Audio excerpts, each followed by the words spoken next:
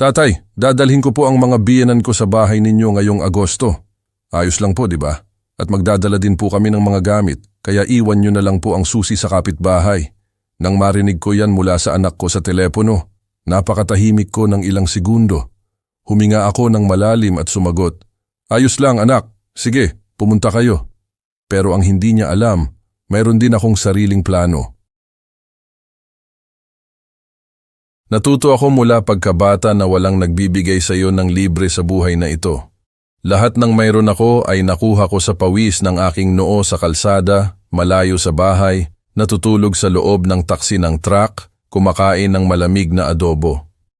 Pinakasalan ko si Aling Nena sa edad na 25. Siya ay isang tagaluto sa isang pampublikong paaralan. Magkasama naming pinalaki ang aming anak na si June. Buong buhay kami sa Maynila. Pumanaw si Aling Nena 2 taon na ang nakakaraan. Mabilis siyang kinuha ng sakit at nang mawala siya, nawala rin ako. Naging napakalaki ng bahay, ang katahimikan ay naging napakabigat. Doon ko ginawa ang isang desisyon, nagretiro ako. Ibinenta ko ang bahay kung saan ako nanirahan ng higit sa 30 taon. Pinagsama-sama ko ang lahat ng mayroon ako at bumili ng isang simpleng maliit na bahay sa isang lugar sa Batangas na malapit sa dagat. 3 silid tulugan, isang maliit na bakuran malapit sa dalampasigan. Ito ang aking pangarap. Ito ang lugar kung saan ako sa wakas ay magpapahinga. Bago ko ipagpatuloy ang kwentong ito, gusto kong pasalamatan ang channel ng mga boses ng lolo sa pagbibigay sa akin ng pagkakataong ito para ikwento ang nangyari sa akin. At hinihiling ko sa iyo na nakikinig ngayon na mag-subscribe sa channel, mag-iwan ng iyong like at magkomento sa ibaba kung anong lungsod ka nakikinig sa amin. Malaking tulong iyon sa paglago ng channel. At tingnan mo, manatili hanggang sa huli dahil ang kwentong ito ay may twist na hindi mo inaasahan. Dumating ang tawag ni June isang Huwebes ng umaga. Umiinom ako ng kape sa veranda, tinitingnan ang dagat, tinatamasa ang sandali ng kapayapaan na matagal ko nang pinangarap. Tumunog ang telepono, siya iyon. Mahigit 1 buwan na kaming hindi nag-uusap ng maayos. Ako ang laging tumatawag, laging nagtatanong kung kamusta siya, kamusta ang mga bata, sina Gab at Sofia. Siya ay laging sumasagot ng mabilis, laging nagmamadali, laging may tono ng isang taong masyadong abala para makipag-usap sa sariling ama. Pero ngayon ay iba. Ngayon siya ang tumawag at nang sagutin ko ay napansin ko na sa tono ng kanyang boses na may gusto siya. "Anong balita, tatay? Ayos lang ba?" Nagsimula siya. Sumagot ako na ayos lang ang lahat. Nagtanong ako tungkol sa kanya, kay Monica, sa mga apo. Siya ay sumagot ng automatiko at doon na iyon. "Ay tatay, tumawag ako dahil inaayos namin ang aming bakasyon dito. Naisip namin ni Monica na dalhin ang kanyang mga magulang upang makita ang dagat. Hindi pa sila nakakapunta. At dahil may bahay ka doon sa Batangas, naisip namin na magpalipas ng buwan ng Agosto doon kasama ka. Ayos lang po, di ba? Magiging masaya, masisiyahan ang mga bata." Nakatulala ako sa dagat, ang mga alon ay humahampas sa buhangin, ang hangin ay humahampas sa aking mukha at dahan-dahang lumulubog iyon sa aking isip. Ang aking anak ay hindi pa bumibisita sa akin kahit minsan mula nang bilhin ko ang bahay na iyon. Kahit minsan. Hindi siya tumawag para alamin kung ayos lang ako. Hindi siya nagtanong kung kailangan ko ng tulong.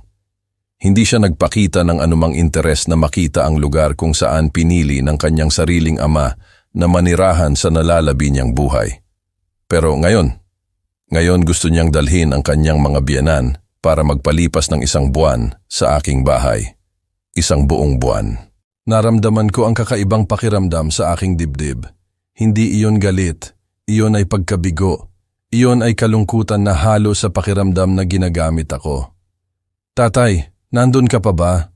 tanong niya sa kabilang linya. "Narito ako," sagot ko. "Kaya ayos lang?" Huminga ako ng malalim, mabilis na nag-isip at sinabi, "Sige anak, pumunta kayo, walang problema." Nasiyahan siya. "Ay mabuti tatay.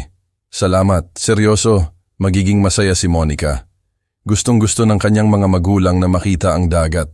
Magdadala kami ng ilang gamit, mga pagkain, Ganong mga bagay. Iwanan mo na lang ang susi sa kapitbahay doon para mo hanap namin pagdating namin. Sige. At doon ako nagtanong para lang makasigurado sa narinig ko. Iiwan ang susi sa kapitbahay. Hindi mo ba gustong ako ang sumalubong sa inyo, anak? Tumawa siya. Ay, tatay, kasi darating kami ng Sabado ng umaga ng maaga. Gusto mo sigurong matulog ng mas matagal, di ba? At saka, alam mo na, mas praktikal. Kukunin namin ang susi, papasok, mag-aayos ng mga gamit. Hindi na kailangan na abalahin ka. Hindi na kailangan na abalahin ka. Iyon ang sinabi niya. Para bang isa akong abala, para bang ang presensya niya at ng kanyang pamilya sa aking bahay ay hindi dapat sangkot ang may-ari ng bahay. Para bang ako lang ang taong may hawak ng susi. Natahimik ako ng ilang segundo at doon ako nagsabi, Ayos Jun, iiwan ko ang susi. Nagpasalamat siya, sinabi na ipadadala niya sa akin ang mga detalye ng biyahe at ibinaba ang telepono. Nandoon pa rin ako, hawak ang cellphone sa aking kamay, tinitingnan ang abot tanaw.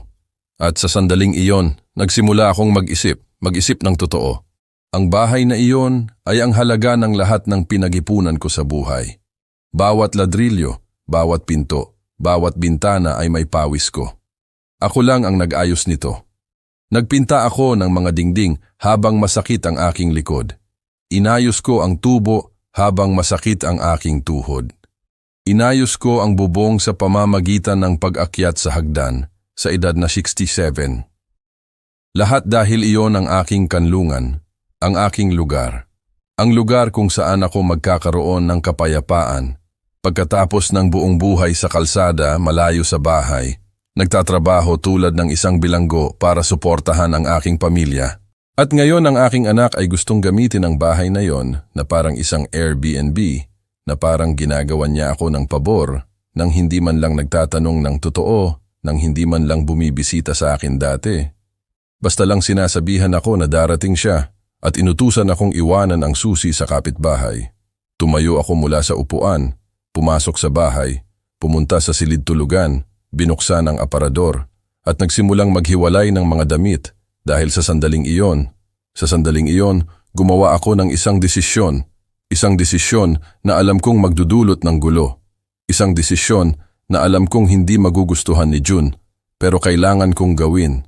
Dahil minsan sa buhay, kailangan mong turuan ang isa pa sa halaga ng mga bagay at ang halaga ng respeto. Iiwan ko ang susi para sa aking anak, oo, pero hindi sa paraang inaasahan niya. Ginugol ko ang natitirang bahagi ng Huwebes na iyon sa pag-aayos ng lahat.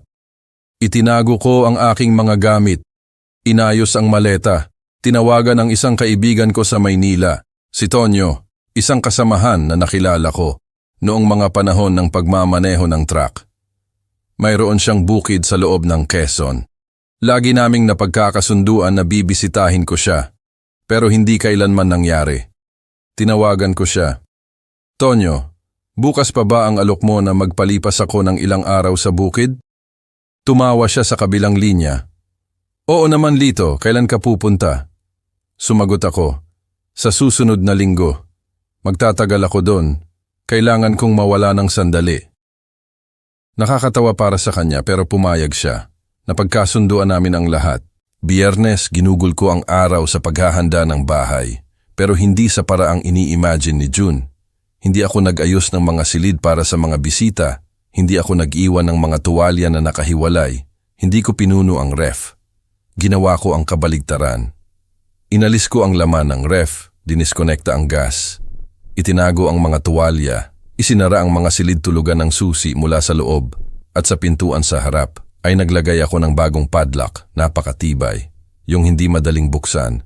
Sa loob ng bahay, isinara ko ang lahat, bawat silid, bawat aparador, na parang selyado ang bahay. Dahil sa isang paraan, iyon ang ginawa ko. Isinara ko ang aking bahay, ang aking espasyo, ang aking kapayapaan. Sabado ng umaga, maaga, bago pa man sumikat ng husto ang araw, inilagay ko ang aking maleta sa kotse at umalis sa Batangas. Hindi ako nagpaalam sa kahit sino, hindi ako nag-iwan ng sulat, hindi ako nagpadala ng mensahe kay Jun, umalis lang ako. Diniretso ko ang kalsada patungong Quezon At habang nagmamaneho ako na sumisikat ang araw sa rearview mirror, naramdaman ko ang isang bagay na matagal ko nang hindi naramdaman. Naramdaman ko na tama ang ginawa ko. Naramdaman ko na sa unang pagkakataon sa mahabang panahon ay naglagay ako ng limitasyon. Dahil ang respeto, kaibigan ko, ay hindi hinihingi. Ito ay kinikita at itinuturo. Humigit kumulang 10:00 ng umaga, nang ilang kilometro na ako ang layo, nagsimulang tumunog ang cellphone ko. Si June iyon. Hindi ko sinagot. Tumunog ulit, mensahe pagkatapos ng mensahe. Paminsan-minsan ay tinitingnan ko, pero hindi ako sumasagot. Nagpatuloy lang ako sa pagmamaneho na may ngiti sa aking labi, dahil ngayon ang sorpresa ay naihatid na. Hindi tumitigil sa pagtunog ang cellphone. Nagba-vibrate ito sa upuan ng pasahero habang nagmamaneho ako sa Federal Highway. Ang kalsadang kilala ko sa kabisado na nilibot ko ng daan-daang beses na nagdadala ng paninda. Pero ngayon ay iba. Ngayon ay malaya ako, walang obligasyon, walang pananagutan at, higit sa lahat, hindi ko hinahayaang gamitin ako. Hinayaan ko na tumunog ang cellphone ng halos 10 beses bago ko kinuha para lang makita ang mga mensahe. Marami. Lahat ay galing kay June. Tatay, tawagan mo ako. Tatay, sinusubukan kitang kausapin. Tatay, dumating kami dito sa Batangas at sarado ang bahay. Anong nangyari? Tawagan mo ako agad. Binasa ko ang lahat at hindi sumagot. Nagmaneho ulit ako dahil sa sandaling iyon gusto kong maramdaman niya kahit kaunti ang naramdaman ko nang tratuhin niya ako na parang hotel. Gusto kong maintindihan niya na nagkulang siya sa respeto, nagkulang siya sa konsiderasyon, nagkulang siya sa pagmamahal ng isang anak. Huminto ako sa isang gasolinahan malapit sa isang probinsya. Pinuno ko ang tangke, bumili ng kape, umupo sa isang plastik na mesa sa labas. Tinitingnan ang paggalaw ng kalsada. Dumadaan ang mga truck, mga kotse ng pamilya na pumupunta at umaalis. Patuloy ang buhay. At ako doon, sa unang pagkakataon sa mahabang panahon, nararamdaman ko na hawak ko ang sarili kong buhay. Tumunog ulit ang cellphone. Ngayon sinagot ko, si June iyon at ang boses niya ay narinig kong nag-aalala. Tatay, nasaan ka? Dumating kami dito at sarado ang buong bahay. May padlock sa pinto. Anong nangyari? Uminom ako ng kape, huminga ng malalim at sumagot sa pinakatahimik na boses sa mundo. Nangyari na umalis ako, anak. Katahimikan sa kabilang linya. Naririnig ang kanyang paghinga. Nararamdaman ang paglaki ng galit. Paano yung umalis ka? Napagkasunduan natin na magbabakasyon tayo doon. Dinala ko ang aking mga biyenan. Nandoon ang mga bata. Galing kami sa Maynila. At ikaw ay umalis lang. Sumagot ako ng kalmado. Anak, umalis ako. Bumisita ako sa isang kaibigan sa Quezon. Magtatagal ako doon. Sumabog siya. Pero tatay, hindi ka man lang nagpaalam. Pinlano namin ang lahat. Nagbakasyon kami. Umaasa ang aking mga biyenan dito. Paano mo magagawa yan? Doon ako huminto, inilapag ang kape sa mesa at nagsalita sa isang boses na matagal ko nang hindi ginagamit. Isang matatag na boses, isang boses ng ama. June, sinabi mo sa akin na darating ka. Nag-atubili siya. Paano? Inulit ko. Sinabi mo sa akin na darating ka. Ibig sabihin, ipinaalam mo sa akin na nagpasya ka na ng lahat. Katahimikan. Tinanong mo ba ako kung gusto kong tumanggap ng bisita? Kung ito ay isang magandang pagkakataon para sa akin? Kung handa ako na magkaroon ng 6 na tao sa loob ng aking bahay sa loob ng isang buong buwan? Sinubukan niyang sumagot, pero hindi ko siya pinayagan. Hindi anak, hindi ka nagtanong. Ipinaalam mo sa akin. Sinabi mo na dadalhin mo ang iyong mga biyenan para magpalipas ng 1 buwan sa aking bahay at inutusan mo akong iwanan ang susi sa kapitbahay na parang ako ang tagapuno. Narinig ko siyang huminga ng malalim sa kabilang linya. Narinig ko si Monica na may sinasabi sa likuran. Narinig ko ang ingay ng mga bata at nagpatuloy ako. Hindi ka man lang bumisita sa akin kahit minsan mula nang bilhin ko ang bahay na iyon. Kahit minsan. Hindi ka tumawag para magtanong kung ayos lang ako. Hindi ka nagpakita ng interes. Pero nang kailangan mo ng libreng bahay sa beach para sa iyong bakasyon, doon mo naalala na umiiral ako. Ang boses niya ay mahina. Hindi ganoon, tatay. Sumagot ako, oo, ganoon, June. Ganoon na ganoon. At alam mo ba kung ano ang natutunan ko sa aking 68 taon? Na ang respeto ay hindi ibinibigay lamang kapag may kailangan. Ang respeto ay ibinibigay palagi o hindi ibinibigay. Ibinaba ko ang telepono. Medyo nanginginig ang mga kamay ko. Malakas ang tibok ng puso ko dahil hindi madaling kausapin ng ganoon ang sariling anak, di ba? Pinalaki mo ang iyong mga anak ng may labis na pagmamahal, ng may labis na sakripisyo. Kaya kapag dumating ang ganitong sandali, pakiramdam mo ay nagkakamali ka sa paanuman. Pero hindi ako ang nagkamali. Siya iyon at kailangan niyang maintindihan iyon. Tinapos ko ang kape, bumalik sa kotse, ipinagpatuloy ang biyahe. Pagkalipas ng 2 oras, dumating ako sa bukid ni Tonyo, doon malapit sa San Miguel de Allende. Maganda ang lugar, simpleng maliit na bahay, napapalibutan ng bukid, isang maliit na batis na dumadaloy sa likuran, mga manok sa bakuran, katahimikan na matatagpuan lamang sa malayo sa syudad. Sinalubong ako ni Tonyo ng isang mahigpit na yakap ng isang tunay na kaibigan. Anong balita, matanda? Akala ko hindi ka na darating. Ginantihan ko ang yakap. Kita mo na, Tonyo, sa wakas nagawa ko rin. Tiningnan niya ako sa paraang alam niyang may kwento sa likod. Tumakbo ka ba sa isang bagay? Ngumiti ako. Tumakbo ako mula sa kawalan ng respeto. Ginugol namin ang hapon sa pakikipag-usap. Ikwinento ko ang lahat, mula sa tawag ni June hanggang sa saradong bahay. Nakikinig si Tonyo habang tumatango. Nang matapos ako, sinabi niya ang isang bagay na tumatak sa isip ko. Lito, tama ang ginawa mo. Hindi pag-aari ng anak ang ama at hindi obligado ang ama na tiisin ang kawalan ng respeto. Minsan kailangan mong turuan ng isa pa na karapat-dapat ka rin ng respeto. At iyon nga, hindi ko ginawa iyon dahil sa kasamaan. Ginawa ko iyon dahil sa pangangailangan. Pangangailangan na makita, pangangailangan na respetuhin, pangangailangan na ipakita na may halaga rin ako. Dumating ang gabi, naghapunan kami ng simpleng pagkain na inihanda ng asawa ni Tonyo. Nilagang manok, kanin, gulay at mainit na pandesal, mga bagay na nagpapainit sa kaluluwa. Pagkatapos ng hapunan, umupo ako sa veranda ng bukid, tinitingnan ang mga bituin. Ang cellphone ay naiwan sa silid, tahimik. Alam kong may mas maraming mensahe, mas maraming tawag, pero ngayong gabi ayoko nang malaman. Gusto ko lang doon sa katahimikan, tinatamasa ang kapayapaan na pinili kong makuha. Bago matulog, pumunta ako sa silid at kinuha ang cellphone. May 23 mensahe. 23. Ang ilan ay mula kay June, ang ilan ay mula kay Monica, maging isa mula kay Sofia, ang aking 9 na taong gulang na apo. Nilarawan niyon sa aking puso. Binuksan ko ang kanyang mensahe. Lolo, nasaan ka? Gusto ka naming makita. Binasa ko iyon. Naramdaman ko ang pagdami ng pagkakasala dahil walang kasalanan ang mga bata. Wala silang ginawa. Inosente sila sa buong kwentong ito. Pero kasabay nito, alam kong kung susuko ako ngayon, kung babalik ako ng mabilis, walang magbabago. Patuloy akong tratuhin ni June tulad ng dati at mananatili akong matandang lalaki na nagagamit lamang kung kailangan. Nagising ako kinabukasan sa tilaok ng manok, 6:00 ng umaga. Kakasikat pa lang ng araw, ang malabong liwanag ay pumapasok sa bintana ng silid. Bumangon ako, nagbihis at pumunta sa kusina. Ang asawa ni Tonyo, si Aling Celia, ay nandoon na naghahanda ng kape. Amoy ng bagong lutong tinapay mula sa hurno.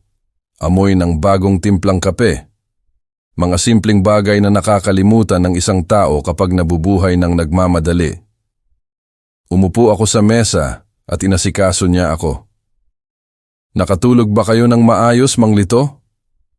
Ngumiti ako. Mas maayos kaysa sa inaasahan ko, Aling Celia. Tiningnan niya ako sa paraang alam ng isang ina kung kailan may pasanin ang isang tao. Ikwinento sa akin ni Tonyo ang nangyari. Huwag mong sisihin ang iyong sarili. Kailangan matuto ang anak.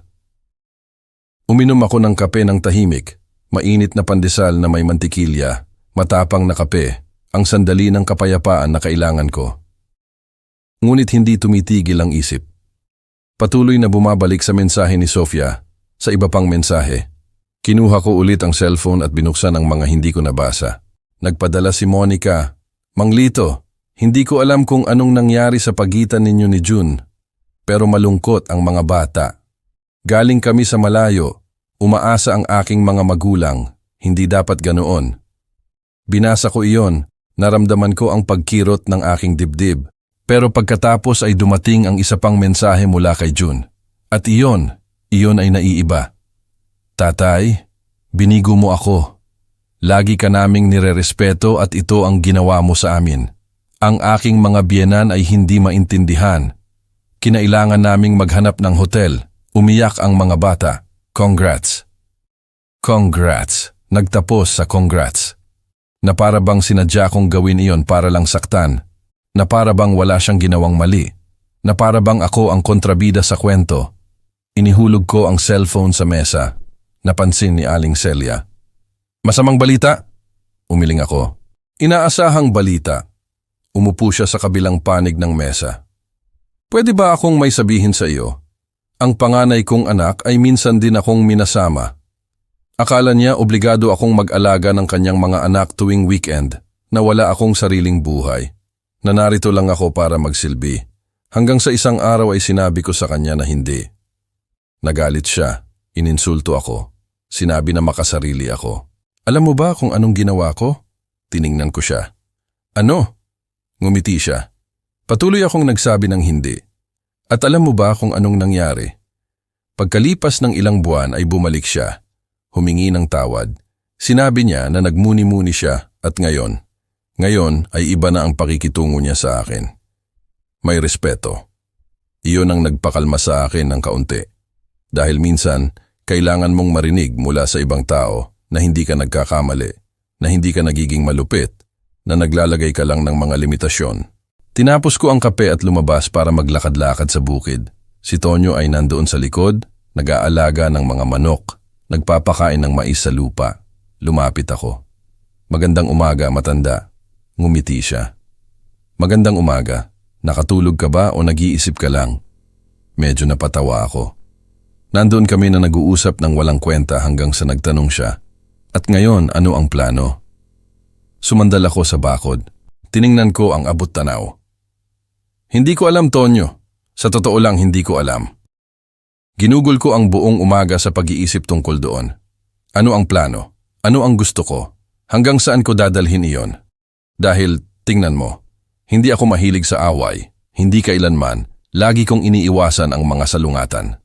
Lagi kong sinubukan na panatilihin ang kapayapaan. Pero may mga sandali na napakamahal ng kapayapaan. May mga sandali na kailangan mong gumawa ng ingay. At ito ay isa sa mga sandaling iyon. Naalala ko ang napakaraming bagay. Naalala ko nang si June ay 15 taong gulang at ako ay nagbiyahe ng 3 buwan ng direkta, gumagawa ng mahabang ruta para lang makaipon ng pera at mabili ang computer na gusto niya. Naalala ko nang nag-18 siya at ako ay nagtrabaho ng linggo para bayaran ang kanyang graduation party sa high school. Naalala ko nang ikasal siya at kami ni Aling Nena ay nagbigay ng kalahati ng pera namin para tumulong sa apartment. Umupo ako sa ilalim ng puno doon sa bukid. Mainit ang araw, ang hangin ay nagpapagalaw sa mga dahon at nagsimula akong umiyak. Tahimik akong umiyak. Umiyak ako para sa lahat ng itinago ko, para sa lahat ng nilunok ko, para sa lahat ng pagkakataon na tinanggap ko ang mga mumo ng atensyon mula sa aking sariling anak. Dahil ang totoo, ang katotohanang masakit, ay ang kwentong ito tungkol sa bahay sa beach ay hindi isang nakahiwalay na kaso, ito ay isa pa lang. Isa pa sa listahan ng mga pagkakataon na inilagay niya ako sa pangalawang lugar. Isa pa sa listahan ng mga pagkakataon na ginamit niya ako. Isa pa sa listahan ng mga pagkakataon na wala akong lakas ng loob na magsabi ng kahit ano. Nandun lang ako, hindi ko alam kung gaano katagal. Hanggang sa narinig kong dumating si Tonyo. Umupo siya sa tabi ko, walang sinabi, nandoon lang. Pagkaraan ng ilang sandali, sinabi niya, "Masakit, di ba?" Tumango ako. "Masakit ng husto." Nagpatuloy siya. "Masakit dahil mahal mo. Kung hindi mo mahal, hindi masakit. Pero Lito, pagmamahal na walang respeto, hindi ito magtatagal. Hindi ito magtatagal. Tiningnan ko siya. Sa tingin mo mali ako? Umiling siya. Hindi ka mali. Tama ka sa pagpapakita nito pero ngayon kailangan mong magpasya. Magbibigay ka ba ng takot lang o magtuturo ka ng totoo?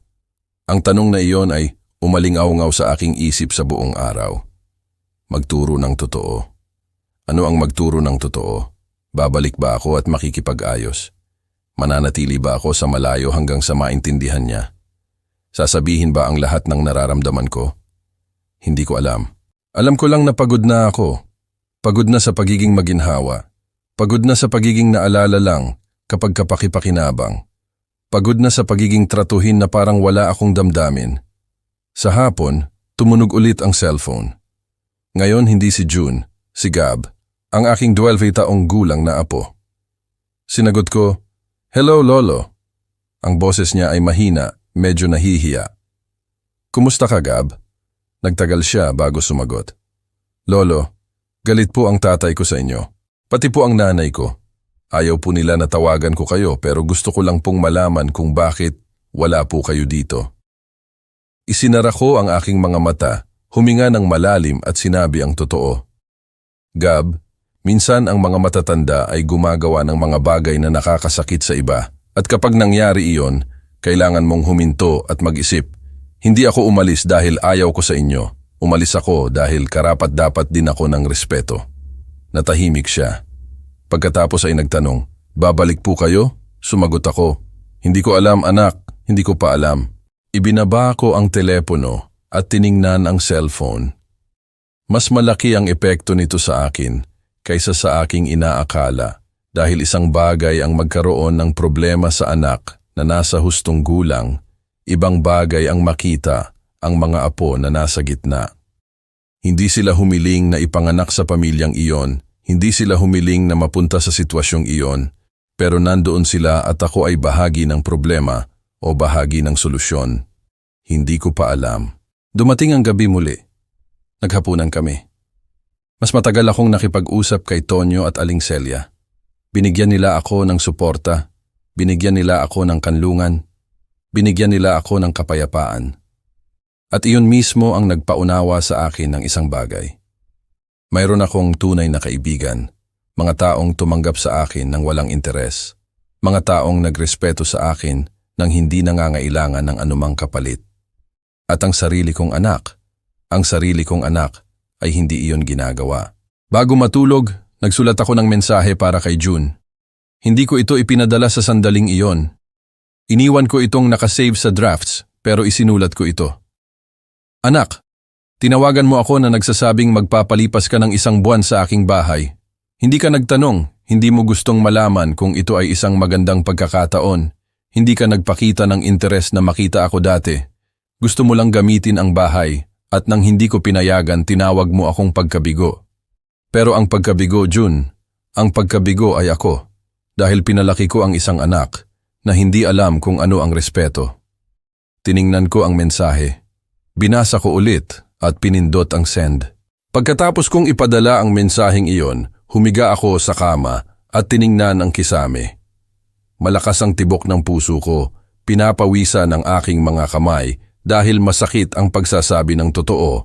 Kahit na tama ka, kahit na ipinagtatanggol mo ang sarili mong dignidad, masakit. Masakit dahil alam mong sa kabilang panig ay may taong mahal mo, taong pinalaki mo, taong may sarili mong dugo. Pero minsan kailangan mong pumili sa pagitan ng pagiging mahal at pagiging respetado. At pinili kong maging respetado. Natahimik ang cellphone ng matagal. Naisip kong hindi sasagot si June. Naisip kong hindi niya ito papansinin, na mananatili siyang galit, na ibablock niya ako. Pero doon, bandang hating gabi, umilaw ang cellphone. Mensahe mula sa kanya. "Tatay, ganyan na kayo dati, matigas ang ulo. Lagi niyong gustong kayo ang tama. Si nanay ang nagtitiis sa inyo. Hindi ko na kaya. Manatili kayo dyan sa inyong pagmamataas. Manatili kayong mag-isa dahil iyan ang gusto ninyo, di ba? Ang maging mag-isa." Binasa ko iyon ng 3 beses. "Ganyan na kayo dati.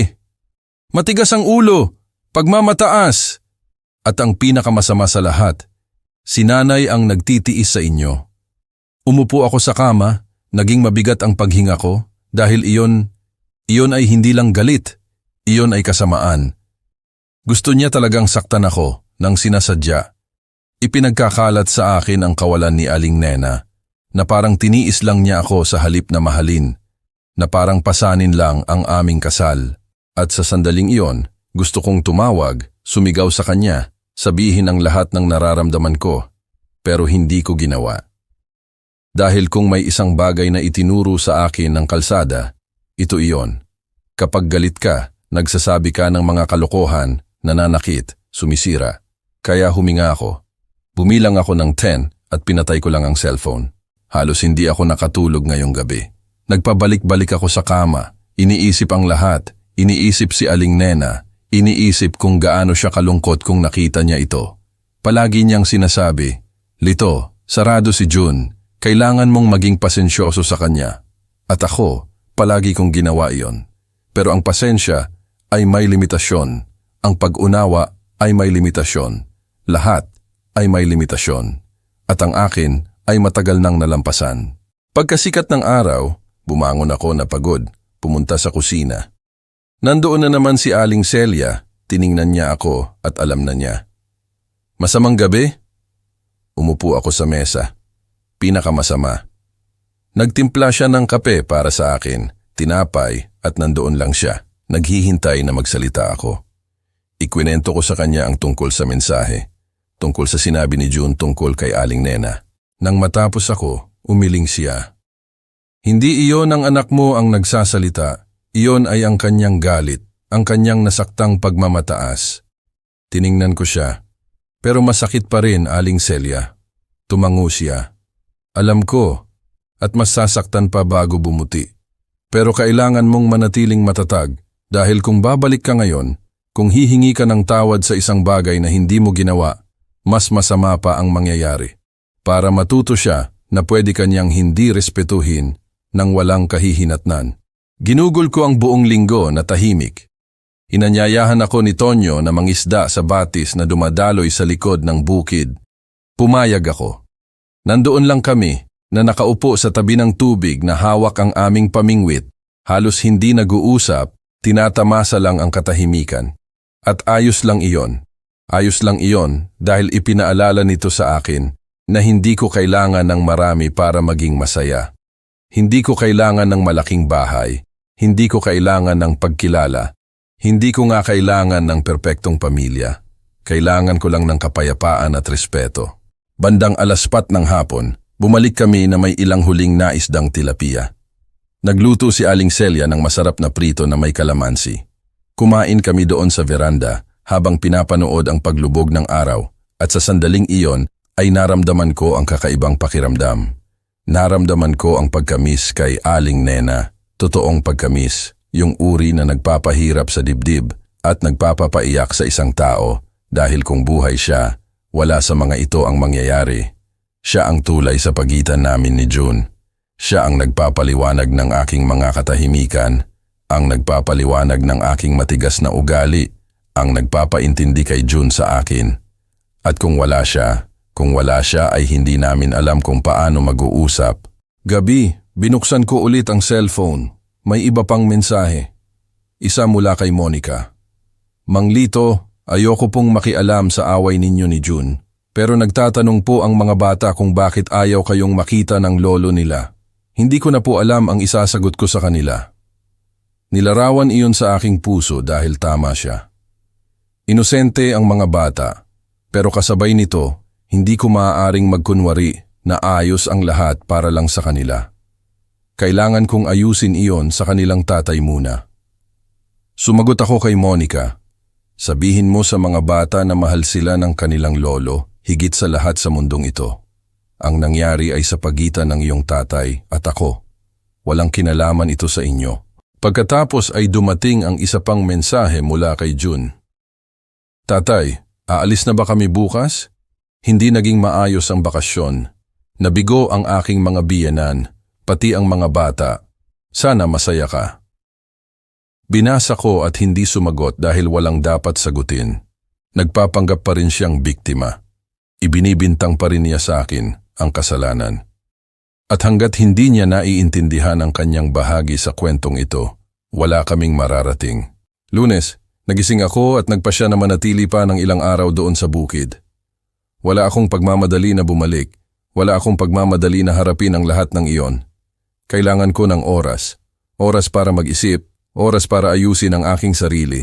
Oras para magpasya kung ano ang gagawin ko mula doon.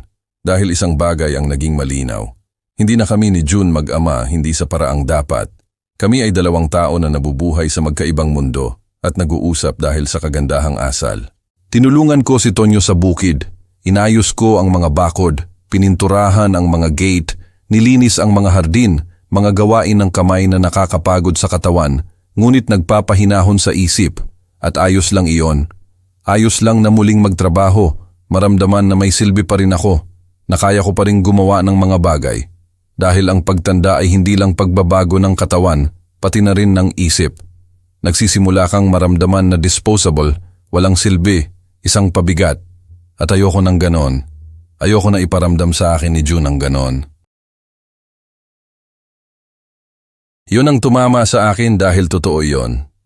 Ginugol ko ang 42 taon bilang tatay ni June, bilang tagapagbigay, tagapagtanggol, ang nagre-resolba ng mga problema. At ngayon ako ay silito lang, ang retirado, ang byudo, ang matandang lalaki sa bahay sa beach. At nakakatakot iyon. Nakakatakot dahil hindi ko alam kung sino si Lito ng walang bigat ng pagiging tatay. Nandoon kami na nag-uusap hanggang sa lumalim ang gabi. At nang matulog ako sa unang pagkakataon sa loob ng ilang araw, ay mas nakatulog ako ng mahimbing dahil may naiintindihan ako. Ang nangyayari ay hindi lang tungkol sa bahay sa beach, hindi lang tungkol sa respeto, ito ay tungkol sa pagkakakilanlan. Ito ay tungkol sa pangangailangan ni June na matuto na hindi lang ako ang kanyang tatay. Ako ay isang tao na may pagnanais, may limitasyon, may dignidad. At ito ay tungkol sa pangangailangan kong matuto na ang pagiging tatay ay hindi nangangahulugang pagtanggap ng kahit ano, nangangahulugang alam din kung paano sabihin ang hindi. Martes ng umaga, tumunog ang cellphone, hindi kilalang numero, sinagot ko ng medyo nagdududa. Hello? Sa kabilang linya, isang boses ng matandang babae. Mang Lito? Sumagot ako ng oo. Ako po si Aling Lourdes, biyena ni June, nanay ni Monica. Naging tensyonado ang katawan ko. Ano ang gusto niya? Bakit siya tumatawag sa akin? Nagpatuloy siya. Tingnan niyo po, alam kong hindi ko po dapat pakialaman, pero kailangan ko po kayong kausapin dahil nakita ko po ang lahat ng nangyari at gusto ko po sanang malaman ninyo na naiintindihan ko. Natahimik ako. Nagpatuloy siya. Wala po kayong ginawang masama. Si June po ang hindi nagbigay galang. Kami po ng aking asawa ay hindi po namin alam ang sasabihin nang dumating kami doon at nakita ang bahay na sarado. Pero pagkatapos, nang ikwento sa akin ni Monica kung paano nangyari ang tawag, kung paano siya nagpaalam sa halip na magtanong, naiintindihan ko po at sinabi ko po sa aking asawa, tama ang biyenan. Hindi ako makapaniwala sa narinig ko. Ang biyenan ng anak ko ay ipinagtatanggol ako. Nagpasalamat ako sa kanya. Sinabi niya pa ang isang bagay bago ibaba ang telepono. Hindi po kayo karapat-dapat na tratuhin ng ganoon at sana po ay ma-realize ni June iyon bago pa huli ang lahat. Ibinaba ko ang telepono at sa unang pagkakataon sa loob ng ilang araw ay ngumiti ako. Ang tawag na iyon mula kay Aling Lourdes ay nagpabago ng isang bagay sa loob ko. Hindi ko maipaliwanag ng maayos kung ano, pero nagbago. Dahil hanggang sa sandaling iyon ay nararamdaman kong nag-iisa ako. Nararamdaman ko na parang lahat ay nasa panig ni June, na parang ako ang matigas ang ulo, ang matandang hindi naiintindihan, at doon ay dumating ang isang tao na halos hindi ko kakilala, na siyang ang biyena ng anak ko at sinabi niya sa akin, tama ka, walang presyo iyon. Mas mahalaga iyon kaysa sa anumang pilit na paghingi ng tawad. Ikwinento ko kay Tonyo at Aling Celia ang tungkol sa tawag. Nagulat din sila tulad ko. Kita mo na Lito, maging ang pamilya ng manugang mo ay kinilala na tama ka. Kakaiba iyan, sabi ni Tonyo. Idinagdag ni Aling Celia. At tingnan mo, hindi siya obligadong tumawag sa iyo. Ginawa niya iyon dahil gusto niya, dahil naramdaman niya na tama iyon. Totoo iyon. At iyon ang nagbigay sa akin ng lakas na hindi ko inaasahan. Ginugol ko ang Martes na iyon na mas magaan. Tinulungan ko si Aling Celia sa gulayan. Nag-ani kami ng kamatis, litsugas, silantro. Mga simpleng bagay na tila walang kabuluhan pero nakakabuti sa kaluluwa. Sa hapon, naglakad ako ng mag-isa sa bukid. May isang daanan ng lupa na umaakyat sa isang maliit na burol at mula doon ay makikita ang maliit na bayan sa ibaba. Umupo ako sa isang bato, tiningnan ang tanawin at nagsimulang mag-isip ulit tungkol kay Aling Nena. Nag-iisip kung paano siya magre-react kung buhay siya. Sasang-ayon ba siya sa akin? Sasabihin ba niya na nag-overreact ako o maiintindihan niya ako? Naalala ko isang beses, maraming taon na ang nakakaraan nang si June ay nasa 21 taong gulang. Humiram siya ng pera, sabi niya ibabalik niya sa susunod na buwan. Kami ni Aling Nena ay nagsama-sama ng aming makakaya at ipinahiram sa kanya. Lumipas ang 1 buwan, 2, 3 at wala siyang ibinalik. Hindi nga namin siya sinisingil dahil anak namin siya, di ba? Pero dumating ang kanyang kaarawan at nagkaroon siya ng party.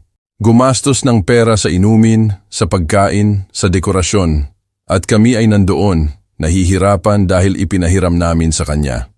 Nalungkot si Aling Nena, naalala ko na sinabi niya sa akin, Lito, kailangan nating turuan si June na ang pera ay hindi nalalaglag mula sa langit. Kailangan niyang maging mas responsable. Pero ipinagtanggol ko ang bata. Sinabi kong bata pa siya, na natututo pa siya. At pumayag si Aling Nena dahil palagi siyang pumapayag. Ngayon, nakaupo sa burol na iyon, tinitingnan ang kawalan, may naiintindihan ako. Tama si Aling Nena mula pa noon. Nakita niya ang mga bagay na ayaw kong makita. Napansin niya ang mga depekto ni June na hindi ko pinapansin. At hindi ako nakinig sa kanya. Patuloy kong ipinagtatanggol, laging tinatakpan, laging naghahanap ng mga dahilan. At pagkatapos ay namatay si Aling Nena at ganoon pa rin si June. Ngayon wala na siya para pakalmahin ang sitwasyon, wala na siya para maging tulay, at lahat ay lumabas ng sabay-sabay. Bumalik ako sa bukid paggabi na. Naghahanda si Tonyo ng bonfire sa bakuran. Halika rito, Lito. Ngayon mag-iihaw tayo rito. Umupo ako sa isang troso malapit sa apoy. Ang usok ay umaakyat, ang init ay nagpapainit sa mukha. At nandoon kami na nag-uusap tungkol sa buhay, tungkol sa mga taong lumipas, tungkol sa kung paano nagbago ang mundo. Magandang gabi iyon. Isa sa mga iyon na itinatago sa alaala. Bago matulog, nagpasya akong buksan ulit ang cellphone. May bagong mensahe mula kay Sofia, ang aking apo. Lolo, sabi ni tatay, hindi na po kami pupunta sa bahay ninyo. Okay lang po, mahal pa rin po ba ninyo kami? Nilarawan yun sa aking puso dahil iyon ang ginagawa ni June. Ginagamit niya ang mga bata, inilalagay niya sila sa gitna. Pinapaisip niya sa kanila na hindi ko na sila mahal. Sumagot ako agad, Sofia, mahal na mahal kayo ng lolo nyo. Higit sa lahat sa mundong ito. Ang nangyari ay sa pagitan ng tatay mo at ako. Walang kinalaman ito sa inyo. Kapag naayos na ang lahat, magkikita tayo. Makakasigurado ka dyan. Pagkatapos ay dumating ang isa pang mensahe, ngayon ay mula kay Gab. Lolo, nag-away po ba kayo ni tatay dahil sa bahay? Napabuntong hininga ako. Sumagot ako, Gab, hindi lang ito tungkol sa bahay, ito ay tungkol sa respeto. Balang araw, maiintindihan mo. Nagpadala siya ng emoji ng puso at iyon ang nagparamdam sa akin na kahit papaano ay mahal pa rin ako ng mga bata. Nakikita pa rin nila ako bilang lolo at hindi bilang kontrabida na sinusubukan ng kanilang tatay na ipinta. Miyerkules ng umaga, nagising ako na determinado. Babalik ako sa Batangas. Hindi dahil sa sumuko ako, hindi dahil sa natatakot ako, kundi dahil hindi ako maaaring tumakas habang buhay. Iyon ang aking bahay, ang aking lugar, at hindi ko hahayaan na kunin iyon sa akin ni June. Ikwinento ko rin kay Tonyo, naintindihan niya. Babalik ka at gagawa ng ano. Nag-isip ako ng kaunti. Babalik ako at mamumuhay ng aking buhay. Kung gustong mag-usap ni June, mag-uusap kami. Kung ayaw niya, problema niya iyon. Ngumiti si Tonyo. Ngayon, nasa tamang landas ka na. Inayos ko ang aking mga gamit. Nagpasalamat ako kay Aling Celia sa pagiging mabuting host, sa pagkain, sa pagmamahal. Niyakap ko ng mahigpit si Tonyo. Salamat, matanda. Niligtas mo ako. Tinapik niya ako sa likod. Naligtas natin ang isa't isa, Lito. Binigyan lang kita ng lugar para makahanap ng sarili mo. Pumasok ako sa kotse, pinaandar ang makina at bumalik sa kalsada. Tahimik ang biyahe. Iniisip ko ang lahat ng nangyari, ang lahat ng nagbago sa loob ng ilang araw. Umalis ako sa Batangas na nararamdamang ginagamit at hindi iginagalang, hindi nakikita. At ngayon ay bumalik ako na nararamdamang matatag, tiyak, sigurado sa aking halaga. Dahil may natutunan akong mahalaga. Hindi ko kailangan ang pag-aproba ng aking anak para malaman na may halaga ako. May halaga na ako, palagi akong may halaga. At kung hindi niya iyon nakikita, problema niya iyon, hindi akin.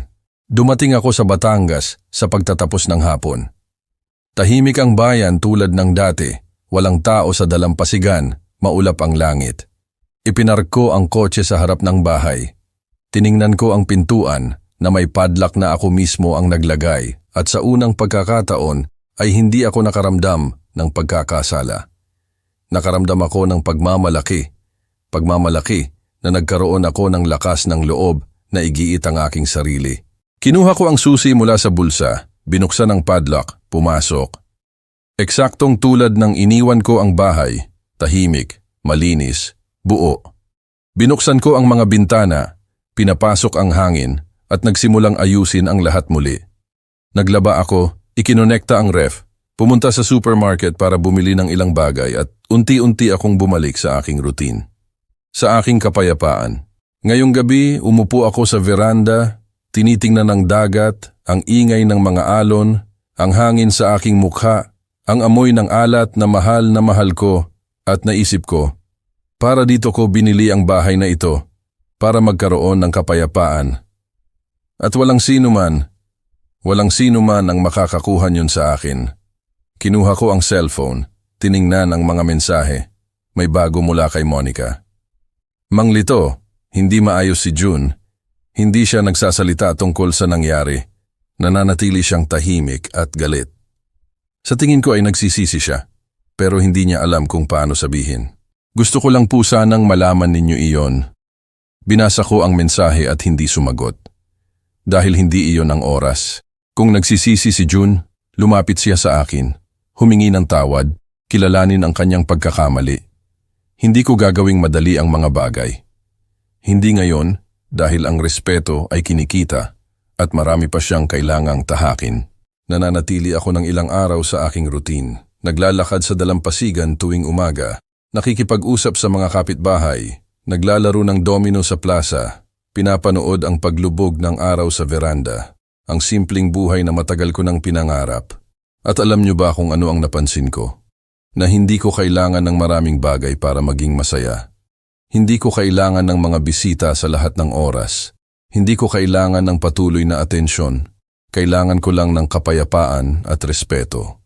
Sabado, 1 linggo matapos akong bumalik, nasa Tianggi ako at bumibili ng isda nang makasalubong ko si Mang Jerry, isang kapitbahay na nakatira 3 bahay sa ibaba. Anong balita, Mang Lito? Nawala ka, Ngumiti ako. Bumisita ako sa isang kaibigan. Lumapit siya nang medyo nahihiya. Huwag po kayong magagalit, pero noong nakaraang linggo ay may dumaan na sasakyan dito na may pamilya na naghahanap ng bahay ninyo. Akala ko mga kamag-anak ninyo. Nagtanong po sila tungkol sa inyo kay Mang Domeng, ang kapitbahay sa harap. Nang sabihin niya na wala kayo, medyo nalito sila. Pagkatapos ay umalis sila. Nagpasalamat ako sa impormasyon. Kaya dumating nga pala si June. Dumating siya kasama ang buong pamilya. Nakita ang bahay na sarado at umalis. Bumalik ako sa bahay na umiikot ang impormasyong iyon sa aking isip. At alam niyo ba kung ano ang naramdaman ko? Wala. Walang galit. Walang awa. Walang kasiyahan. Walang laman. Isang kakaibang kawalan dahil bahagi ng akin ay umaasa na magre-react siya ng iba, na maiintindihan niya, na babalik siya para humingi ng tawad, hindi para gamitin ang bahay. Pero hindi. Gusto lang niya ang palagi niyang gusto. Kalamangan. Nang gabing iyon, umupo ako sa veranda ulit, pero ngayon ay may kakaibang pakiramdam, isang pakiramdam na may nagbago ng permanente at nagbago iyon dahil may isang lamat na nabuo sa pagitan namin ni June at hindi ko alam kung maaayos pa iyon. Lumipas ang 1 linggo, pagkatapos ay 2 at wala. Walang mensahe mula kay June, walang tawag, wala. Para kaming nagkasundo sa isang katahimikan, isang mabigat na katahimikan na mas masakit kaysa sa anumang away, dahil kahit paano sa away ay nakikipag-ugnayan ka. Sa katahimikan ay sumusuko ka lang. Ipinagpatuloy ko ang aking routine, paglalakad, tiangge, dalampasigan, mga kapitbahay. Pero may kakaiba ngayon, may bigat, isang kawalan, dahil gaano man ako nagsisikap na kumbinsihin ang aking sarili na ayos ang lahat, na tama ang ginawa ko, masakit pa rin. Masakit na malaman na tinalikuran ako ng aking anak. Masakit na isipin na baka hindi na kami magkakaroon ng tunay na relasyon. At masakit, higit sa lahat, na isipin na ang mga apo ay lalaki ng malayo sa akin. Isang hapon ng Huwebes, nasa veranda ako nang dumaan ang isang babae kasama ang isang bata na halos 4 taong gulang. Ang bata ay may dalang laruang kotse sa kanyang kamay at ipinapakita niya sa kanyang lola ng napakasaya. Ay, tingnan mo kung gaano kabilis tumakbo. At siya, napakapasensyoso, yumuko, tumingin, nagkunwari na humanga. Nandoon ako na pinapanood yon at naramdaman ko ang pagkirot sa dibdib. Dahil gusto kong magkaroon ng ganoon sa aking mga apo. Gusto kong pumunta sila para ipakita sa akin ang kanilang mga laruan. Gusto kong marinig silang tumawag sa akin na lolo. Gusto kong maging bahagi ng kanilang buhay. Pero dahil sa pagmamataas ng kanilang tatay, dahil sa kanyang katigasan ng ulo, kinukuha niya iyon sa akin. Pumasok ako sa bahay, umupo sa sofa at sa unang pagkakataon mula nang magsimula ang lahat, naisip kong sumuko. Naisip kong tawagan si June at sabihin sa kanya, "Anak, kalimutan na natin ito. Halika rito. Dalhin ang mga bata, mag-usap tayo." Pero pagkatapos ay naalala ko ang kanyang mensahe. Naalala ko ang tungkol sa sinanay ang nagtitiis sa inyo. Naalala ko ang kawalan ng respeto at nawalan ako ng gana dahil ang pagsuko ay hindi makakaresolba ng anuman. Magtuturo lang ito sa kanya na maaari niya akong tratuhin ng masama sa lahat ng oras, na sa huli ay tatanggapin ko rin. Sabado, pumunta ako sa plaza para maglaro ng domino kasama ang mga kaibigan. Nandoon si Mang Armando, Aling Cleo, Osvaldo at Paulinho. Mga kasing edad ko, mga retirado na nagtitipon tuwing weekend doon, naglalaro, nag-uusap, nagtatawanan. Mabuti iyon, simple at tapat. Sa kalagitnaan ng laro, nagtanong si Armando, "At ang anak mo, Lito, kailan siya bibisita?" Natahimik ang mesa. Alam ng lahat na sensitibong usapan iyon. Huminga ako ng malalim. "Hindi ko alam, Armando. Hindi ko alam kung darating siya." Napansin niya na nasaktan niya ang isang sugat. "Paumanhin, hindi ko sinasadya," umiling ako. "Ayos lang. Medyo malayo lang kami sa isa't isa ngayon." Tiningnan ako ni Aling Cleo na isang babaeng nasa 70s, byuda rin, sa paraang naiintindihan ko. Komplikado talaga ang mga anak, di ba, Lito? Pinalaki mo sila na inaakala mong magiging mapagpasalamat sila. At minsan, hindi niya tinapos ang pangungusap, hindi na kailangan. Alam ng lahat doon. Alam ng lahat doon ang mga kwento ng mga anak na walang utang na loob, ng mga anak na malayo, ng mga anak na tumatawag lang kapag may kailangan. Nakakalungkot, pero totoo. Bumalik ako sa bahay ng hapon na iyon na may mas mabigat pa ring pasanin, dahil ang makita na hindi ako nag-iisa, na may iba pang matatanda na dumadaan sa parehong karanasan, ay hindi nagpapakalma sa akin. Lalo akong nalulungkot. Nalulungkot ako dahil ipinapakita nito na karaniwan ito na ang isang tao ay tumatanda ng ganoon, nag-iisa, nalilimutan, naalala lang kung kailangan. At ayoko ng ganoon. Ayoko na maging istatistika. Linggo ng umaga ng maaga. Tumunog ang cellphone. Hindi kilalang numero ulit. Sinagot ko. Hello? Sa kabilang linya, ang boses ni Mang Ernesto, ang biyenan ni Monica, asawa ni Aling Lourdes. Mang Lito, magandang umaga. Ako po si Ernesto. Nagkita po tayo ng saglit noong araw na iyon sa Batangas. Sumagot ako na naaalala ko siya. Nagpatuloy siya. Tingnan niyo po, alam kong hindi ko po dapat pakialaman, pero pinakiusapan po ako ni Lourdes na tawagan kayo. Kasi po, matigas ang ulo ni June. Ayaw niyang kausapin kayo. Ayaw humingi ng tawad. At nakikita po namin kung gaano ito nakakaapekto sa lahat ng bata, kay Monica, at sa inyo rin po. Natahimik ako, nagpatuloy siya. Hindi po kayo karapat-dapat na tratuhin ng ganoon at sinabi ko na po iyan kay June. Sinabi ko po sa kanya na mayabang siya, na hindi siya nagbigay galang. Pero siya ay mapagmataas, napakamapagmataas, at lumulubog siya sa sarili niya. Nagtanong ako, at ano ang gusto niyong gawin ko, Mang Ernesto? Napabuntong hininga siya. Hindi ko alam. Gusto ko lang po sanang malaman ninyo na hindi lahat ay laban sa inyo at kung depende po kina Lourdes at sa akin, patuloy naming sasabihin kay June na nagkakamali siya. Nagpasalamat ako sa kanya. Ibinaba ko ang telepono at nag-isip. Ang biyenan ng anak ko ay tumatawag sa akin para suportahan ako. Napakakaiba iyon na halos parang biro pero totoo. At ipinakita nito sa akin ang isang bagay. Ang problema ay hindi ako, si June iyon. Siya ang kailangang magbago. Siya ang kailangang lumaki.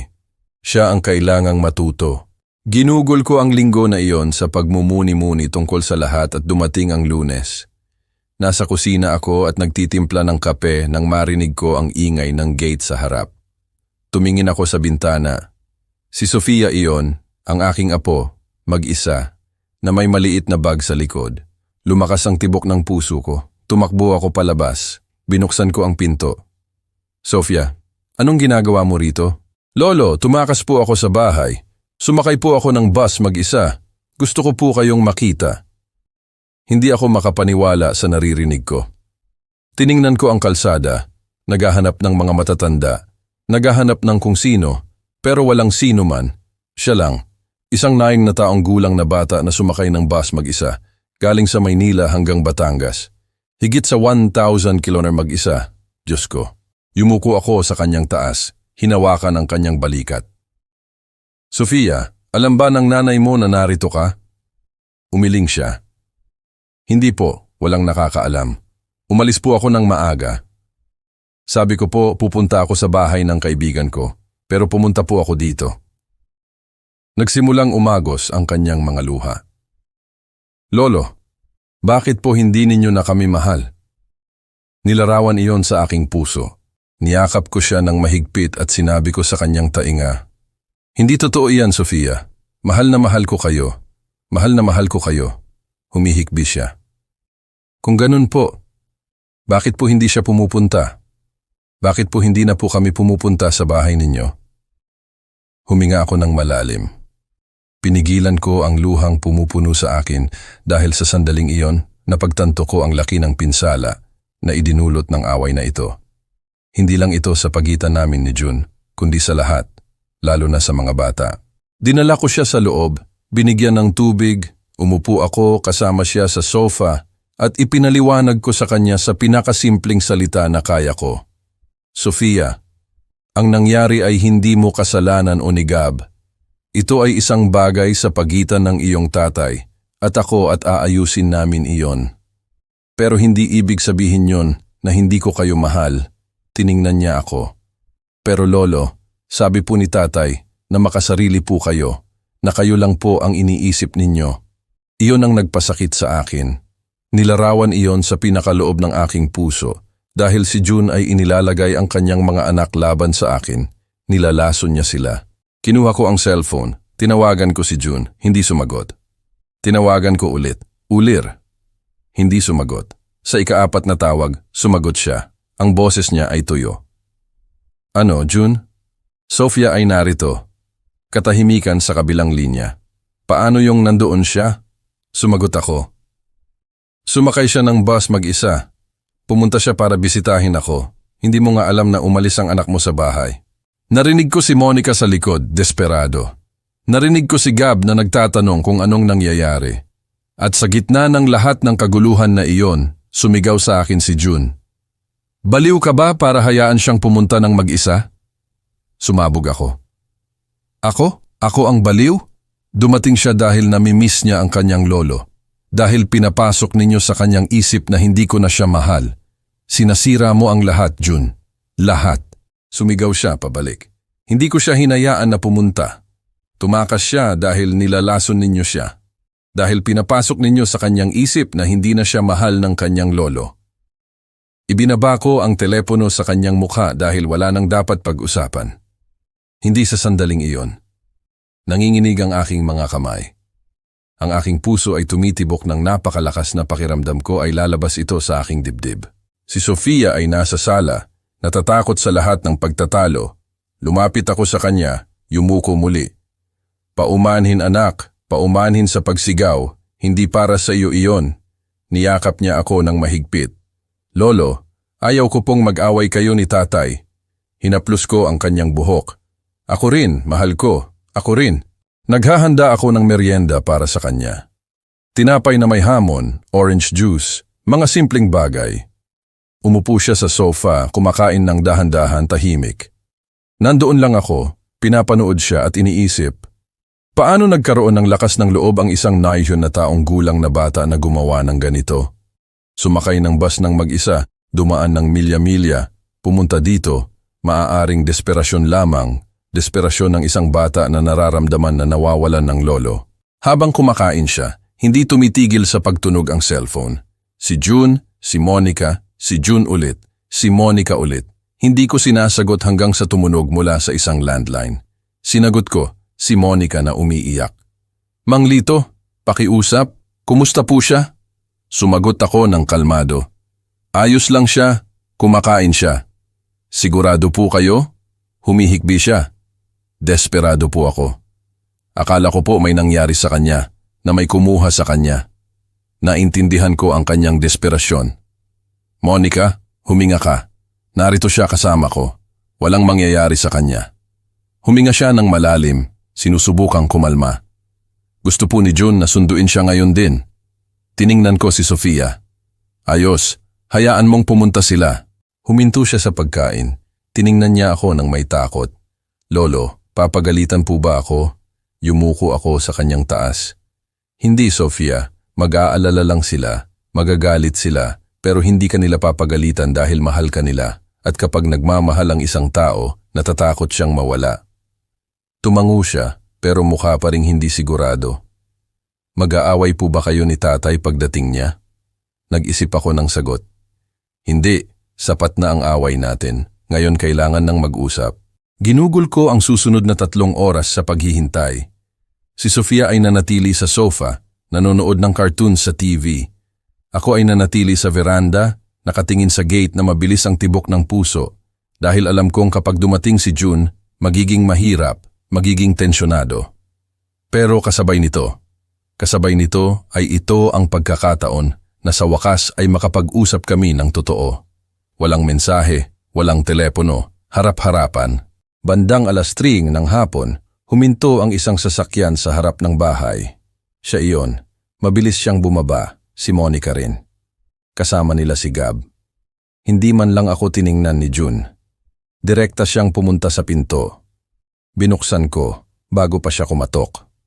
Tumayo si Sofia mula sa sofa at tumakbo sa yakap ng kanyang nanay. Niyakap siya ni Monica habang umiiyak. Diyos ko, Sofia, ayos ka lang. Huwag mong gagawin ulit iyon. Umiyak din si Sofia. Paumanhin, nanay, paumanhin. Si June ay nakatayo sa gitna ng sala, nakatitig sa akin. Ako rin ay nakatayo lang. Walang sino man sa aming dalawa ang nagsalita. hanggang sa basagin ni Gab ang katahimikan. "Hello, Lolo." Mahina ang boses niya, nahihiya. Tiningnan ko siya, binuksan ang aking mga braso at lumapit siya. Lumapit siya nang tumatakbo at niyakap ako. Niyakap ko siya ng mahigpit at sa sandaling iyon ay napagtanto ko kung gaano ko siya na-miss. Ang amoy ng bata, ang tapat na yakap na iyon, ang purong pagmamahal na isang apo lang ang makakapagbigay. Tumayo si Monica na karga si Sofia. Tiningnan niya ako. "Salamat po sa pag-aalaga sa kanya, Mang Lito." Tumango ako. Apo ko siya, palagi ko siyang aalagaan. Naintindihan niya. Tiningnan niya si June. Maghihintay ako kasama ang mga bata sa kotse. Kinuha niya ang 2 bata at lumabas. Isinara niya ang pinto. Kami na lang 2 ang naiwan. Harap-harapan. Nilarawan niya ang kanyang mga kamao. At hindi totoo. Naglaho ka. Isinara mo ang bahay. Tinalikuran mo kami. Humakbang ako pasulong. Hindi. Naglagay ako ng limitasyon. May pagkakaiba. Binalingan niya ako ng mapanuksong tawa. "Limitasyon? Tinatawag mong limitasyon iyan? Hinamak mo ako, tatay, sa harap ng aking pamilya, sa harap ng aking mga biyenan." Tiningnan ko siya sa mata. "At iginalang mo ba ako nang tawagan mo ako para ipaalam na magdadala ka ng mga tao para magpalipas ng 1 buwan dito? Nang inutusan mo akong iwanan ng susi sa kapitbahay na parang ako ang tagapuno? Iginalang mo ba ako?" Iniiwas niya ang tingin, hindi sumagot. Nagpatuloy ako. "Hindi ka man lang bumisita sa akin, June. Kahit minsan mula nang bilhin ko ang bahay na ito. Kahit minsan. Pero nang kailangan mo ng libreng bahay sa beach, doon mo naalala na umiiral ako." Sumagot siya. "Nagtatrabaho ako, tatay. May pamilya ako. May mga responsibilidad ako. Umiling ako. At wala ako noon? Sa tingin mo madaling palakihin ka? Sa tingin mo madaling malayo sa bahay, nagmamaneho ng truck para lang may ilapag sa mesa? Pero ginawa ko. Ginawa ko dahil tungkulin ko yon, pagmamahal ko yon. At ikaw, hindi ka man lang makabisita." Natahimik siya. Nakita ko ang panginginig ng kanyang panga. Nakita ko ang pagpuno ng kanyang mga mata ng luha. At sa unang pagkakataon sa mahabang panahon, nakita ko kung ano siya. Ang batang pinapasan ko. Ang batang natatakot matulog mag-isa, ang batang mahal na mahal ko higit sa lahat. Pero lumaki ang batang iyon. Naging isang lalaki na hindi ko nakilala. "Tatay," nagsimula siya na nanginginig ang boses. Alam kong nagkamali ako. Alam kong hindi ko kayo iginalang pero hindi ko inaasahan ito mula sa inyo. Hindi ko inaasahan na ipaparamdam ninyo sa akin na napakaliit." Tiningnan ko siya. "Hindi kita pinaparamdam na maliit, June. Ikaw mismo ang gumawa niyan dahil alam mong mali ang ginagawa mo. At sa halip na kilalanin yon, sa halip na humingi ng tawad, inatake mo ako. Inakusahan mo ako. Ginamit mo ang alaala ng iyong nanay laban sa akin." Pinunasan niya ang kanyang luha gamit ang likod ng kanyang kamay. "Hindi ko dapat sinabi iyon. Masama iyon." Naramdaman ko. "Oo, pero iyon ang naramdaman mo at marami itong sinasabi sa akin tungkol sa kung paano mo ako nakikita." Umiling siya. "Hindi totoo. Galit lang ako, nahihiya, natatakot." Tiningnan ko siya nang nagtataka. "Natatakot sa ano?" Huminga siya ng malalim, umupo sa sofa, ipinagdikit ang kanyang mga kamay sa mukha at nagsimulang magsalita. "Natatakot na aminin na pareho ako sa palagi kong pinupuna. Alam mo ba kung gaano karaming beses kong nakita na mas binibigyan mo ng atensyon ang ibang bagay at hindi ako? Kung gaano karaming beses kang dumating mula sa biyahe at direkta kang natulog. Kung gaano karaming beses kong gustong makipag-usap sa iyo at masyado kang pagod. Nangako ako sa sarili ko na kapag may mga anak ako, magiging iba ako, magiging present ako. At pagkatapos ay napagtanto ko na ginagawa ko rin ang parehong bagay sa iyo lang. Pinababayaan kita, hindi kita pinapansin, ginagamit kita kapag kailangan ko. At nang ipakita mo sa akin iyon, nang isinara mo ang bahay na iyon, kailangan kong harapin ang totoo. Isa akong masamang anak. Nandoon lang ako, iniintindi ang lahat dahil hindi ko inaasahan yon. Hindi ko inaasahan na aaminin niya. Hindi ko inaasahan na magiging ganun siya ka-open. Umupo ako sa tabi niya. "June, Alam kong hindi ako ang perpektong ama. Alam kong nagkamali ako sa maraming bagay pero lahat ng ginawa ko ay dahil sa pagmamahal para maibigay sa iyo ang hindi ko nakuha. At kung naramdaman mong kulang sa atensyon, kung naramdaman mong hindi ako naroroon, humihingi ako ng tawad. Sa totoo lang, tiningnan niya ako, pulang-pula ang mga mata. At humihingi ako ng tawad, tatay, para sa kawalan ng respeto, para sa pagmamataas, para sa paggamit sa inyo, para sa pagpaparamdam sa inyo na hindi kayo mahalaga dahil mahalaga kayo. Napakahalaga. Nabasag ang kanyang boses. Hindi ko lang alam kung paano ayusin ito. Inilagay ko ang aking kamay sa kanyang balikat. Aayusin ito sa pamamagitan ng muling pagsisimula, ng may katotohanan, ng may respeto at higit sa lahat, ng may presensya. Tumango siya, pinunasan ang kanyang mukha, at sa unang pagkakataon sa mahabang panahon ay niyakap namin ang isa't isa. Isang tunay na yakap. Isang yakap na masakit, pero nagpapagaling din. Nang maghiwalay kami, tumingin siya sa paligid. Maganda ang bahay na ito, tatay. Dapat ay binisita ko ito dati. Dapat ay binisita ko kayo. Ngumiti ako. May oras pa, laging bukas ang pinto. Pero sa susunod, magtanong ka muna. Napatawa siya. Isang pagtawa na pagod. Deal. Lumabas kami sa veranda. Umupo kami. Tiningnan ang dagat. Nandoon kami ng tahimik, isang kakaibang katahimikan, isang magaan na katahimikan ng kapayapaan, ng isang bagong simula, hanggang sa nagsalita siya.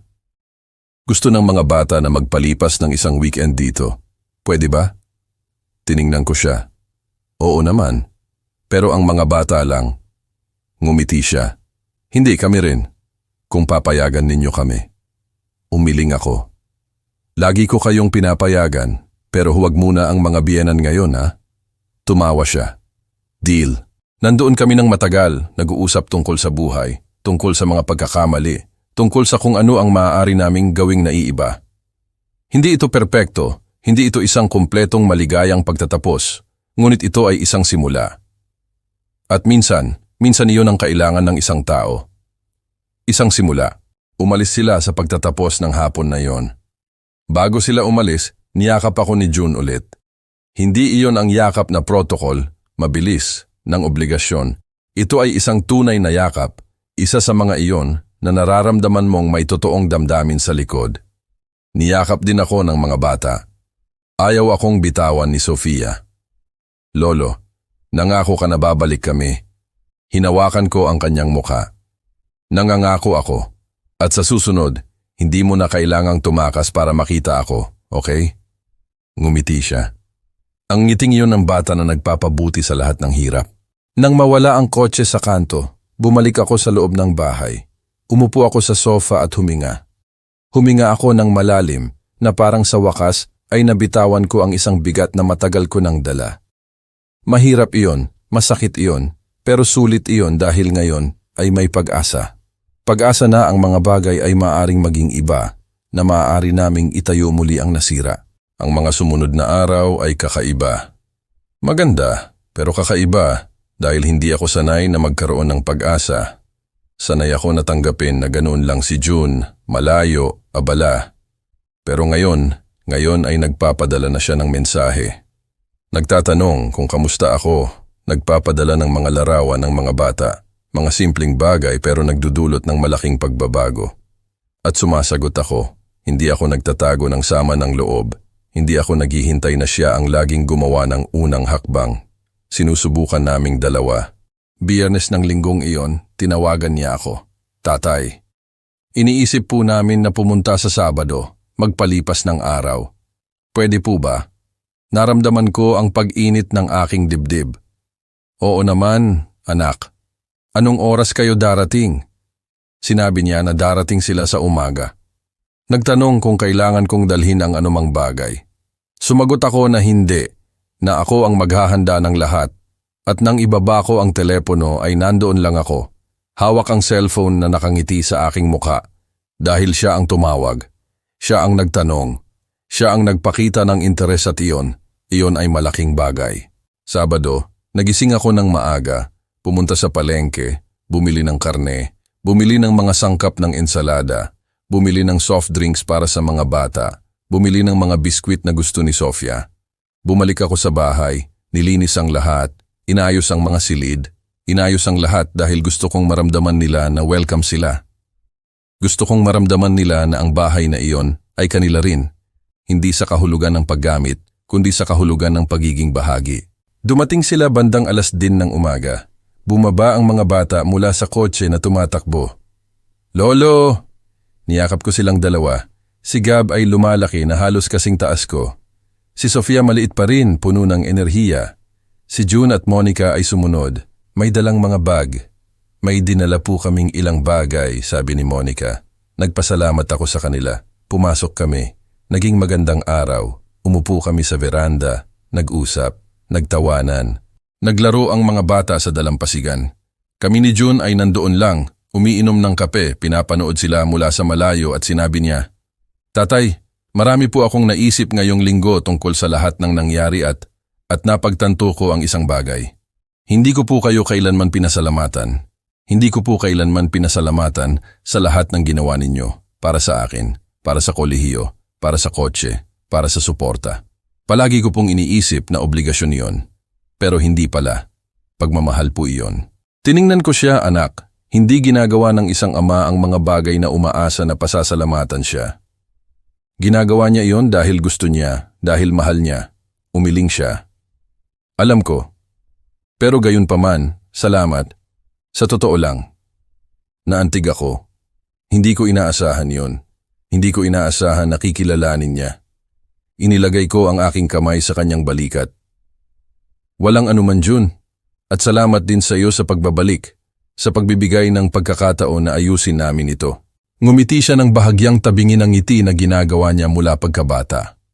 At sa sandaling iyon ay nakita ko ulit ang batang siya dati. Ngayon lang, nakita ko rin ang lalaking naging siya at ayos lang iyon dahil sinusubukan niya at iyon ang mahalaga. Nagluto kami ng inihaw na karne sa tanghali. Ako sa ihawan, tumutulong sa akin si June, ang mga bata ay tumatakbo sa bakuran. Si Monica ay nag-aayos ng mesa. Mukha kaming isang tunay na pamilya, isa sa mga iyon na nakikita mo sa telebisyon at iniisip mong doon lang umiiral. Pero nangyayari iyon sa aking bahay kasama ang aking pamilya at totoo iyon. Sa hapon, pagkatapos kumain, umupo kami sa veranda ulit. Kumain kami ng ice cream. Nag-usap ang mga bata tungkol sa eskwelahan, tungkol sa mga kaibigan. Sinabi ni Gab na gusto niyang matutong mangisda. Nangako ako na sa susunod na pagkakataon ay gagawin namin iyon. Nagtanong si Sofia kung maaari siyang matulog ng isang gabi. Tiningnan ko si June. Tiningnan niya si Monica. Tumango sila. "Pwede, pero kapag dumating lang kayo para magpalipas ng buong weekend." Nasiyahan si Sofia. "Talaga? Magpapalipas kami ng weekend dito?" Kinumpirma ni June. "Oo. Kung papayagan tayo ng lolo." Tiningnan ko siya. Lagi ko kayong pinapayagan. Ang mga sumunod na araw ay patuloy kaming nag-uusap. Nagpapadala siya ng mensahe, sumasagot ako, nagpaplano kami. At unti-unti kaming nagkalapit ulit. Hindi na tulad ng dati, dahil ang dati ay hindi malusog. Pero iba na, mas totoo, mas magalang, mas present. At ngayon kapag tinitingnan ko ang nakaraan sa lahat ng nangyari, mula sa tawag na iyon ni June hanggang ngayon, naiintindihan ko ang isang bagay. Hindi ko isinara ang bahay na iyon dahil sa paghihiganti. Hindi ko ito isinara dahil sa galit. Isinara ko ito dahil kailangan kong gawin. Kailangan kong igalang ang aking sarili. Kailangan kong ipakita na may halaga pa rin ako, na hindi lang ako ang matanda sa bahay, sa dalampasigan. Ako si Lito, isang lalaki na nagtrabaho sa buong buhay niya, na nagpalaki ng isang anak, na nawalan ng asawa, na nagsimula ulit at karapat-dapat tratuhin ng may dignidad. Maraming tao nang malaman ang kwento ay hinusgahan ako. Sinabi nila na malupit ako, na ginamit ko ang mga bata, na nag-overreact ako. At siguro nga nag-overreact ako. Siguro may iba pang paraan para ayusin iyon. Pero sa sandaling iyon, sa sakit na naramdaman ko, sa kawalan ng respeto na natanggap ko, iyon lang ang paraan na nakita ko para mapakinggan ako. At gumana iyon. Hindi sa paraang inaasahan ko, Hindi sa pinakamadaling paraan, pero gumana iyon. Nagbago si June. Hindi siya naging ibang tao, hindi siya naging perpektong anak na palagi kong pinangarap, pero naging isang anak na present, isang anak na tumatawag, bumibisita, nagtatanong, nag-aalala. At iyon ay higit pa sa mayroon ako, higit pa sa mayroon ng maraming tao. Dahil may mga magulang na namatay nang hindi kailanman narinig ang paghingi ng tawad mula sa kanilang anak. May mga magulang na namatay ng mag-isa, nakalimutan, naghihintay ng bisita na hindi kailanman dumating. At ako, nagkaroon ako ng pagkakataon na ayusin, itayo muli, magsimula ulit at nagpapasalamat ako sa Diyos para doon araw-araw. Ang bahay sa dalampasigan ay nananatiling aking kapayapaan, aking kanlungan, aking lugar. Pero ngayon ay lugar din ito ng magagandang alaala, ng tawanan ng mga bata, ng inihaw na karne kasama ang pamilya, ng mga pag-uusap sa veranda. Ito ay naging kung ano ang palagi kong gustong maging. Isang tahanan, hindi lang sa akin, kundi sa buong pamilya. Dahil sa huli ay hindi ka nagtatayo ng bahay para manirahan mag-isa. Itinayo mo ito para ibahagi. Pero ibahagi ng may respeto, ng may pagmamahal, ng may katotohanan. Namimiss ko si Aling Nena araw-araw.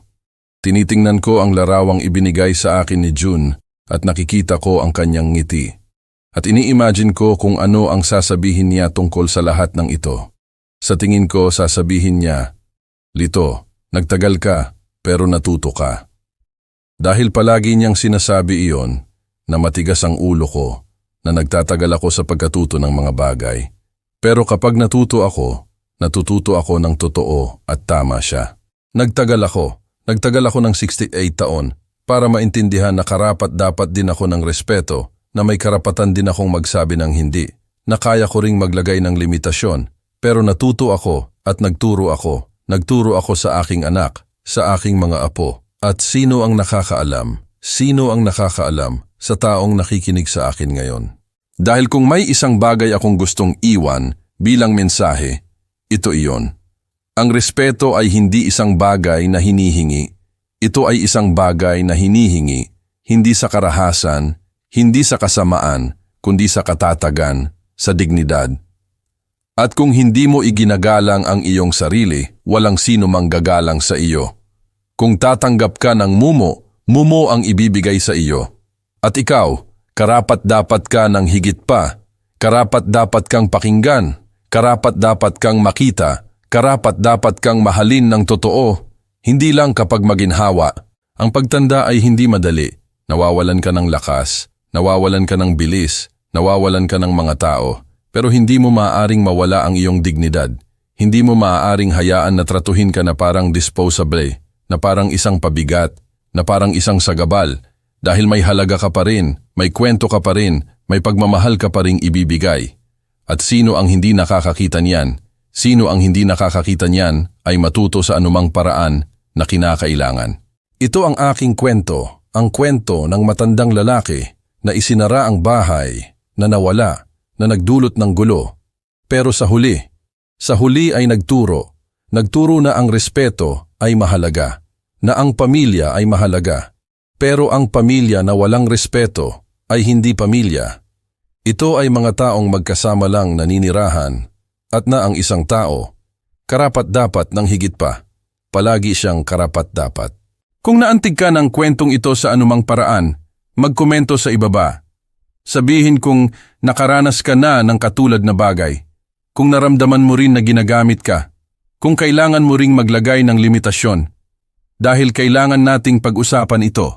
Kailangan nating ipakita na hindi tayo nag-iisa, na may iba pang matatanda, iba pang magulang, iba pang lolo't lola na dumadaan sa parehong karanasan at naayos lang na ipagtanggol ang sariling dignidad.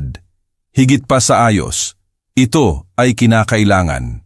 Ibahagi ang kwentong ito sa isang taong kailangan itong marinig, sa anak na malayo, sa magulang na tahimik na naghihirap, sa lolo't lola na nakakaramdam ng pagkalimot.